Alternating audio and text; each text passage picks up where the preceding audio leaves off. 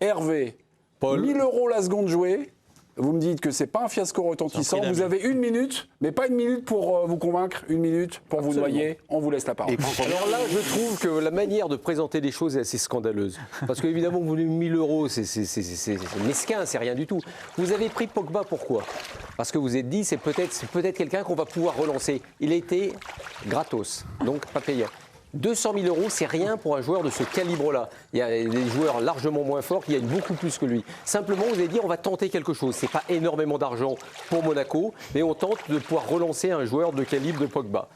Malheureusement, ça n'a pas fonctionné. Mais ce qui est intéressant, justement, dans le salaire de Pogba, c'est qu'en fait, ce qui était le plus important, c'était les primes qui étaient liées au nombre de matchs qu'il allait jouer. Et en fait, tout le deal autour de Pogba a été fait autour de ça. Et là, c'était une bonne chose de la part de Monaco, c'est de se dire, s'il se relance, s'il devient le Pogba qu'on a pu connaître, ou en tout cas un joueur de bon niveau, et bien là, à ce moment-là, il donnera beaucoup d'argent. 200 000 € pour un club comme Monaco, malheureusement, ça peut paraître honteux, mais c'est rien.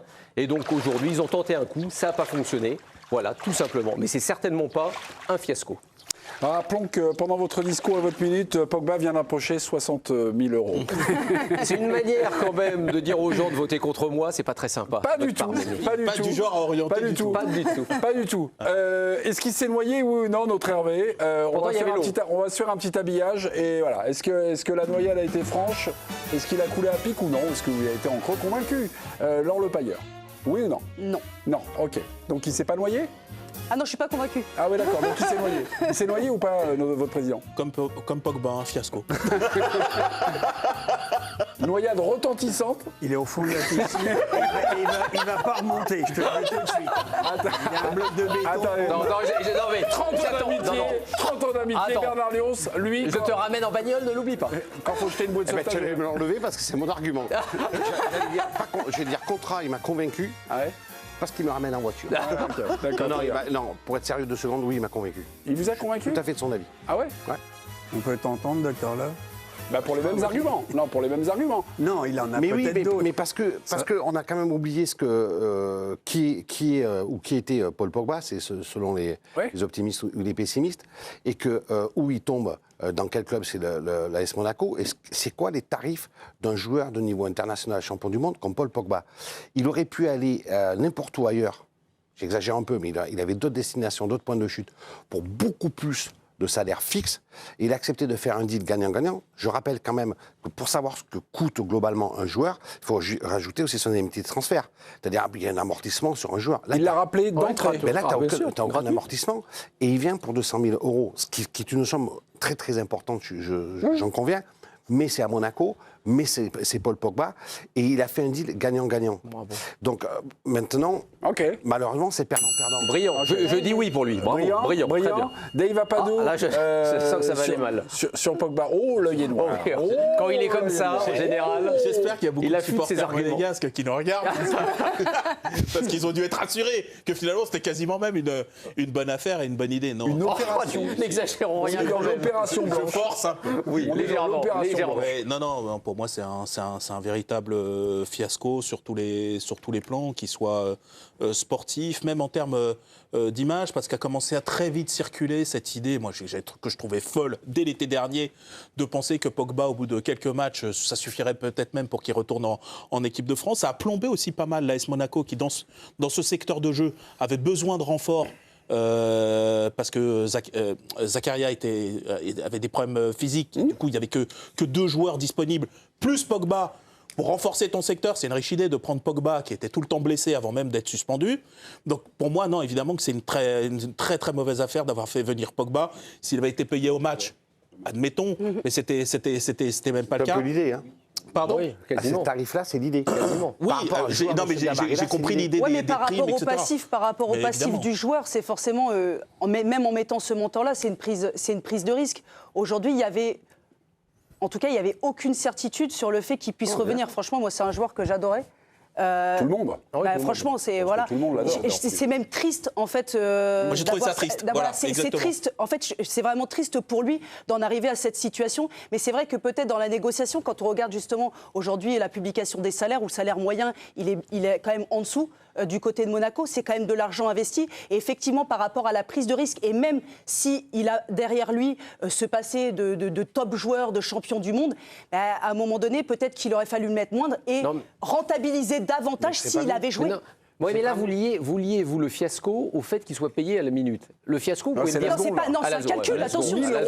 À la seconde. Mais à la rigueur que vous me disiez, le fiasco, c'est lié au fait qu'il soit jamais revenu sur le terrain. Bon, ça, on pourra discuter. J'ai parlé de ça en premier. Mais c'est pas l'argent en tant que tel qu'on va mettre en cause aujourd'hui. Parce que ces 200 000 euros, c'est quoi pour Monaco? Enfin, c'est dur à dire. C'est vrai que les gens qui nous écoutent, ils disent 200 000 euros, c'est énorme. On disait qu'il y avait des pénuries au milieu de terrain.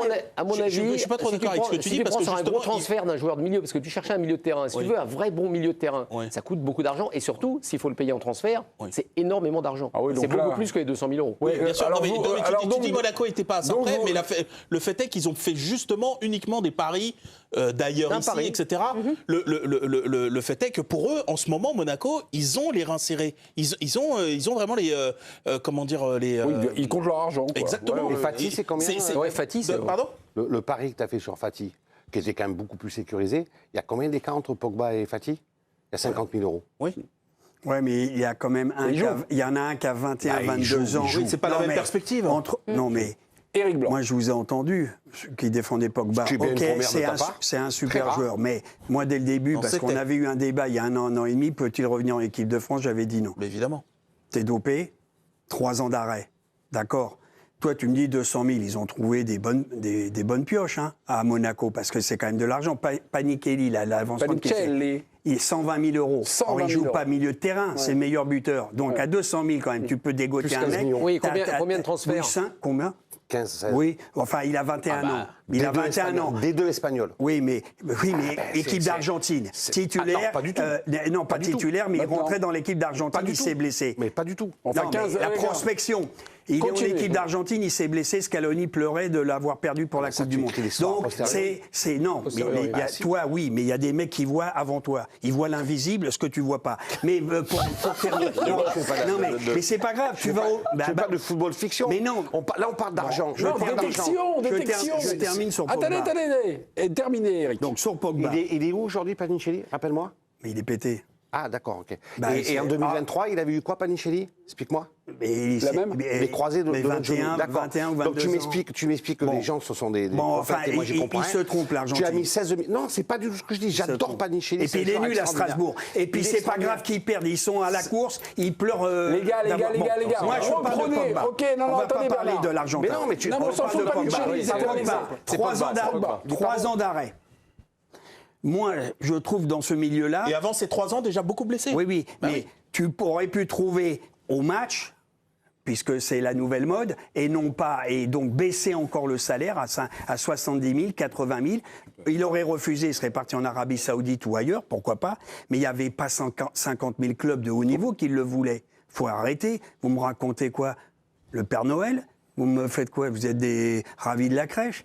Pogba, il avait que les grands clubs. Je ne pense pas que Monaco ait l'impression d'avoir dépensé autant d'argent que ça. Mais 200 000, quand tu parles aux gens qui nous écoutent. Mais évidemment, sois sérieux. Bien entendu, quelqu'un qui nous écoute, mais même 40 000 euros, tu dis à quelqu'un, il gagne 40 000 euros, tu veux dire, et c'est un pot. 200 000 euros par mois, plus des primes s'il jouait. Mais même un club comme Monaco, il n'y a plus de droits télé. Toi, tu le prends pour des riches qui peuvent payer. Mais ils auraient pu trouver, comme tu dis, un milieu de terrain plus jeune. Ils ont tenté un pari. On peut tenter un truc une fois. Mais attends, sportif.